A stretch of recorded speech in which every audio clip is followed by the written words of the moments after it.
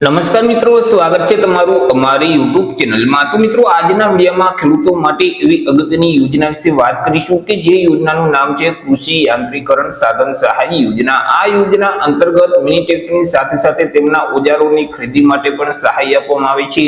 યોજના વિશે આપણે તમામ માહિતી એક જ વિડીયોમાં મેળવી લેશું, પરંતુ તે પહેલા વિડીયો ગમે તો લાઈક અને શેર કરી દેજો। ચેનલમાં નવા હોય તો ચેનલને સબસ્ક્રાઇબ કરી દેજો। તો ચાલો મિત્રો, વિડીયોની શરૂઆત કરીએ।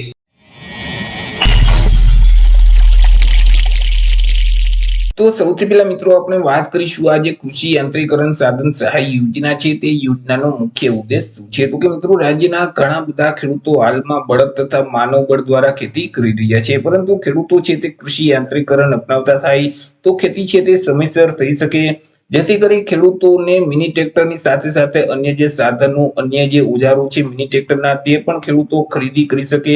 તે હેતુથી ગુજરાત સરકારનું જે બાગાયત વિભાગ છે તેના દ્વારા કૃષિ યાંત્રીકરણ સાધન સહાય યોજના છે તે અમલમાં મૂકવામાં આવી છે, કે જે યોજના અંતર્ગત મિની ટ્રેક્ટરની સાથે સાથે તેમના જે અન્ય સાધનો, ઓજારો છે તેમની ખરીદી માટે સહાય છે તે આપવામાં આવે છે। વાત કરી લઈએ આપણે યોજનાના નિયમો અને શરતો વિશે કે યોજનાનો લાભ મેળવવા માટેના નિયમો અને શરતો શું રહેશે। તો કે આ યોજનાનો લાભ છે તે રાજ્યના કોઈ પણ વર્ગના ખેડૂત ખાતેદારોને મળવાપાત્ર થશે। પછી તે કોઈ પણ વર્ગના ખેડૂતો હોય, એસસી, એસટી, ઓબીસી, ઈડબ્લ્યુએસ કે જનરલ, રાજ્યના કોઈ પણ વર્ગના ખેડૂતો યોજનાનો લાભ છે તે મેળવી શકે છે।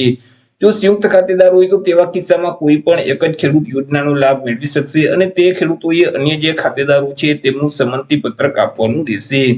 કોઈ ખેડૂત પાસે એક કરતા વધારે ખાતા હશે તો તેવા સંજોગોમાં કોઈ પણ એક જ ખાતા માટે આ સહાય યોજનાનો લાભ છે તે મેળવી શકે છે।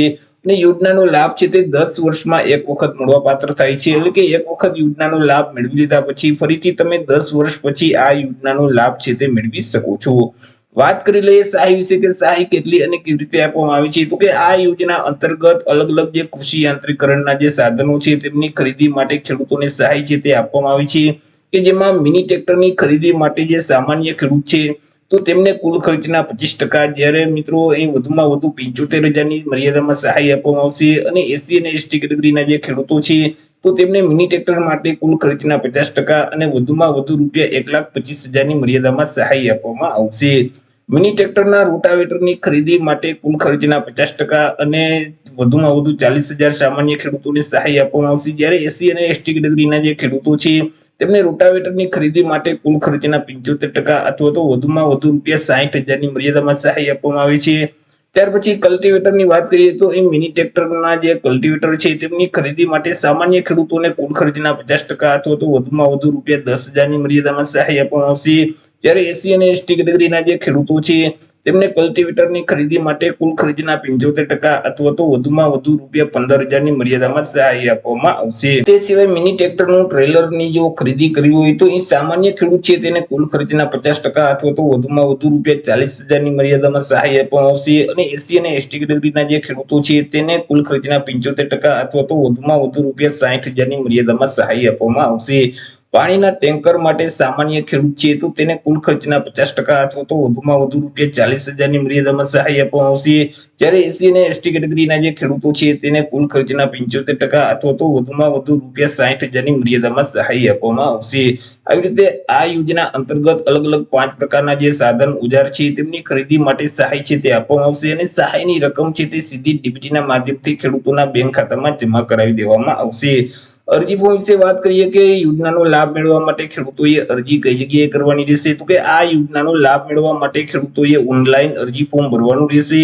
ઓનલાઈન અરજી ફોર્મ જે આઈ ખેડૂતનું પોર્ટલ છે, એટલે કે iKhedoot.gujarat.gov.in નામની જે વેબસાઇટ છે તે વેબસાઇટ ઉપર જઈ ઓનલાઈન અરજી કરી દેવાની રહેશે।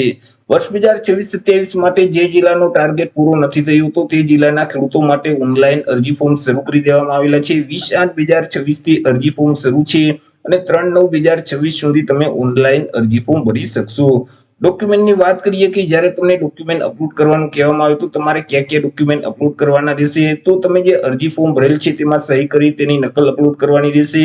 બેંક પાસબુકના પ્રથમ પાનાની નકલ અથવા તો રદ કરેલ ચેક છે, આધાર કાર્ડ છે, ગામ નંબર 7/8ના ઉતારાની નકલ છે, તમે જે ઓજાર સાધનની ખરીદી કરેલ છે તેનું ઓરિજિનલ જીએસટી નંબર વાળું બિલ છે, ત્યાર પછી ટ્રેક્ટરની આરસી બુકની નકલ છે, વીમાની નકલ છે, ત્યાર પછી તમે જે ઓજારો સાધનોની ખરીદી કરેલ છે તેની સાથે તમારે ફોટોગ્રાફ પાડી અને અપલોડ કરવાનું રહેશે।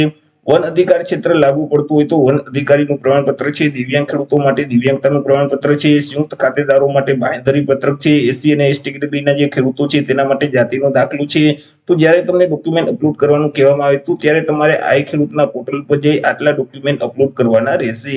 તો એ રીતે મિત્રો બાગાયત વિભાગની ખેડૂતો માટે અગત્યની યોજના કહી શકાય કૃષિ યાંત્રીકરણ સાધન સહાય યોજના, કે જે યોજના અંતર્ગત મિની ટ્રેક્ટરની સાથે સાથે ઓજારની ખરીદી માટે પણ સહાય આપવામાં આવે છે. તો આશા રાખું છું વિડીયો પસંદ પડ્યો હશે. વિડીયો પસંદ પડ્યો તો લાઈક અને શેર કરી દેજો. ચેનલમાં નવા હોય તો ચેનલને સબસ્ક્રાઇબ કરી દેજો. ફરી મળીશું એક નવા ટોપિક સાથે એક નવા જ વિડીયોમાં. ત્યાં સુધી જય હિન્દ, વંદે માતરમ.